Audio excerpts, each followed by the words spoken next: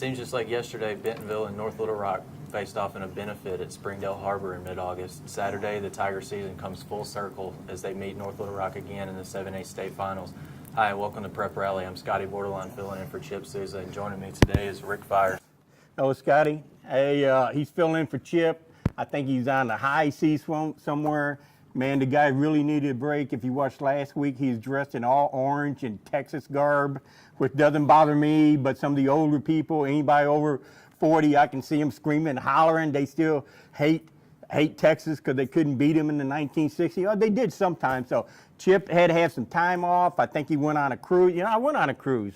I went on a cruise to Branson, Missouri. That little duck boat and everything. Yeah. Man, I love that. There was me and my wife, man, what a great time. The only thing is they get on you for, fishing off the side of the boat. Yeah, I'm sure they do. So, I mean, I think I'm banned for 2 years, but you know what, I'm getting tired of it anyway. All right, what we got? Some football? There. But back in August, Bentonville and North Little Rock faced off in a scrimmage at Springdale Harbor. I'd just gotten back from a cruise, and now the two teams are going to face off again, and Chip's taking off on a cruise of his own. Hey, let me interject right here. I was reading the Hooten boys. They're good people. I love them. They're down in Little Rock, but they've made North Little Rock the favorite. 6-point favorite. I hope you're not, hey, Hooten boys, I hope you're not doing that based off that scrimmage back in August, because it's an entirely different game. I know Central Arkansas is desperate for a winner down there. They hadn't won since Little Rock Central in 2000. I was there at the beginning of the run. There was Springdale High when they played West Memphis at War Memorial, something like 28,000. Okay, maybe I'm exaggerating a little bit. 28,000, 30,000, outstanding game. One of the best teams ever for Arkansas high school football. I know they drew more games at War Memorial than Razorbacks did with whoever they played, Florida A&M and whoever they played down there. So really looking forward to this game. So give us a little details about it. Yeah, for sure. Bentonville last week, they put the hammer down on Bryant. Bryant was the team that coming in that had just eliminated Fayetteville. Yep. I think 21-20 the week before. But Bentonville's in Little Rock playing for its 6th state championship this weekend. They'll kick off, I think, at noon on Saturday. Perfect. After the Tigers, they earned a bye. They beat Bentonville West in Week 10 of the football season, earning the #1 seed in the 7A West. So they earned a bye the first round of the playoffs. So in their first game, they took care of Cabot on their first game in the playoffs. But they dominated Bryant last week, absolutely dominated. It was 24-0 after the first quarter. They scored the first 30 points of the game on their way to a huge win. Tigers quarterback Nathan Lyons threw for 262 yards and 2 touchdowns in his final home game, and also ran for 78 yards on 11 carries. Just a little bit of a tidbit you kind of mentioned it. North Little Rock's a 6-point favorite. Is that surprising to you at all? Absolutely surprising. Hey, I know they got athletes. They got a good coach down there that's won in Mississippi and so forth. But man, Bentonville has really been on a roll. They got the streak behind them. The 7A West. Cameron Mays. I don't get to see Bentonville that much, but man, I was standing on that field when they played West. Man, that kid is spectacular. Lyons, man, little guy right there. He does everything well at quarterback. I'm going to give you my pick right now. Why wait? Well, I'm not waiting, are you? Rick's pick, I got to go with Bentonville. Is this a homer pick? Absolutely not. I'm going with tradition, history, and the fact that Bentonville has really come on when halfway through the year, early in the year, a lot of people wrote them off, myself included. I wised up, and I'm going with Bentonville Tigers to keep the 7A, bring it back home to Northwest Arkansas. So Bentonville Tigers will win this game, the championship game. Perfect time, Saturday at noon. Yeah, I think some people even they wrote off Bentonville maybe even after that scrimmage against North Little Rock. That was a 1/2 benefit. Yep. North Little Rock ran for almost 300 yards and beat Bentonville 41-17 in that. But North Little Rock's entering the 7A title game undefeated for a 2nd straight year, and you know how that turned out last year. Yeah. It's like I say in basketball, what's happening right now in November and December in basketball doesn't mean diddly squat. Can I say diddly squat? Yeah, let's say diddly squat when it comes to March, when it really counts. So a benefit game is nice and you get a look at everything, but everything's different. Bentonville's on a roll, they're back in their position, and I would not go against Bentonville. Rick's picks Bentonville. What else we got? Yeah, so Bentonville is back in the finals for the first time since 2014, the last couple of seasons. And Jody Grant's first 2 seasons, their seasons ended in disappointing fashion. They lost twice in the semifinals, but they got over the hump. They're in the state title game. Last week, our Henry Apple caught up with Jody Grant after the game. the 2 previous years. You get to the semifinals, but you don't get farther. How much did that weigh on your mind this week? Oh, it weighed on my mind significantly, on our staff and on our kids. There's a lot of times, what type of legacy does this senior class want to leave? They're the only group that hasn't made it yet since 2008. Every kid that's come through our program has had an opportunity to play for a state championship, and it was important to them to have that. This group is hungry for this. This is not a fluke. This is something that they are working hard for, and it's important to them. In Class 6A, you guessed it, Greenwood and Pine Bluff are back in the state championship game. All right. These are the classifications to winningest schools since 2009, and one or the other or both has played for the state title every season since 2008. And this is the point where I'm going to pull my old man back in my day kind of thing. I hate to do it, but man, can you imagine if we were still top 32 teams, what kind of semifinal games we would have? We would have Greenwood versus Bentonville, and then who was it? North Little Rock against who's left? Who's the other one? Pine Bluff. Pine Bluff. Man, those would be 2 spectacular semifinals games, and the winners would meet in Fayetteville in Little Rock for the championship game. I just missed the fact that they've split it up. But 6A wanted to split up. We're in Arkansas. We got small state. We've got 7 classification in basketball. That's 14 winners when you combine the boys, and 6 classes in football. But man, I know things different. We have to move forward. But I would love to see those games right there under the old format. Oh, yeah, me too, for sure. But Greenwood is favored by 7 points against Pine Bluff Friday night at 7 o'clock in War Memorial Stadium. Mm-hmm. That 7 points is according to Hootens. But Greenwood's got one of the state's top offenses. Connor Nolan kind of leads them. He threw for 220 yards, 4 touchdowns last week. They beat West Memphis, yeah.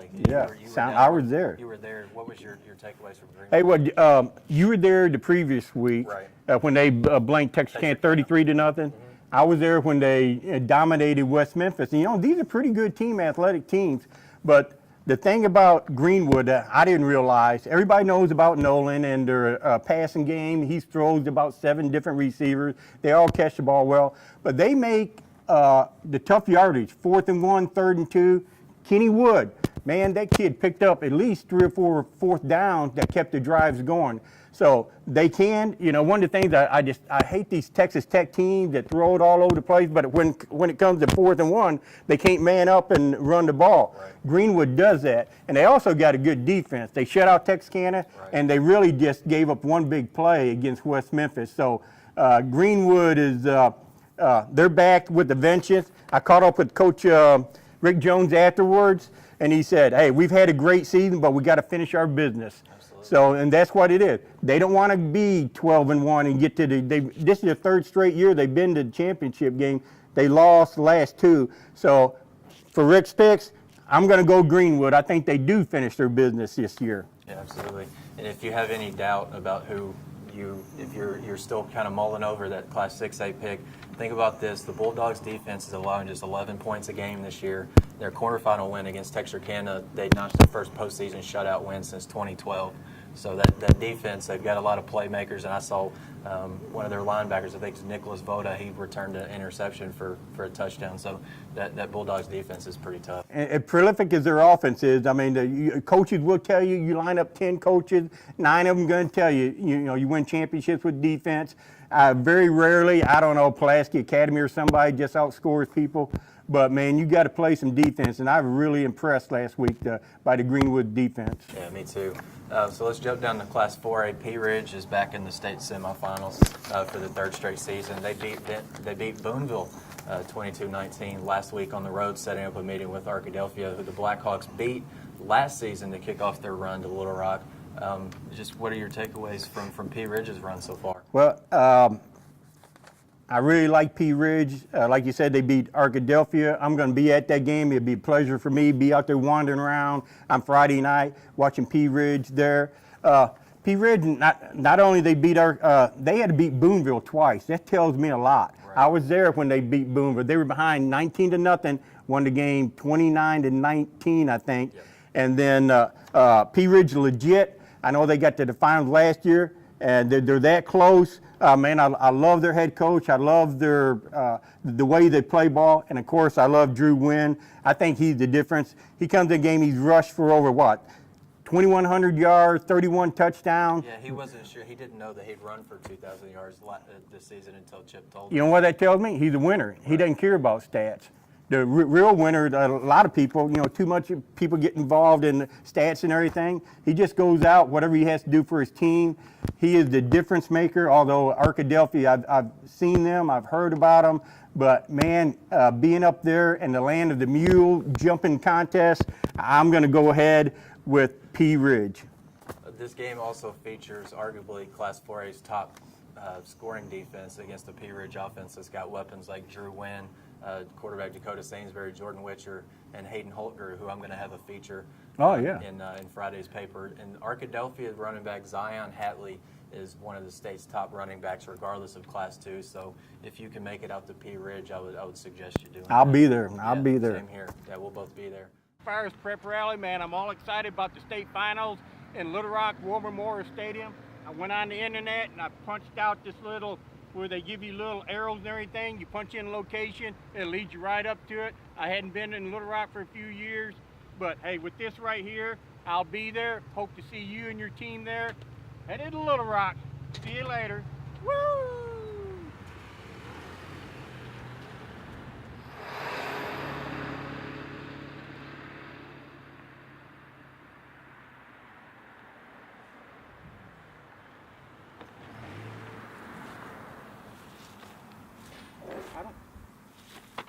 I don't know.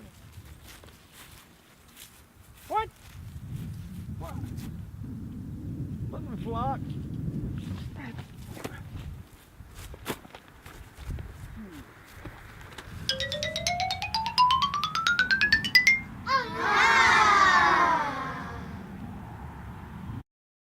Basketball season is, for most schools, has just started and it's less than a month old.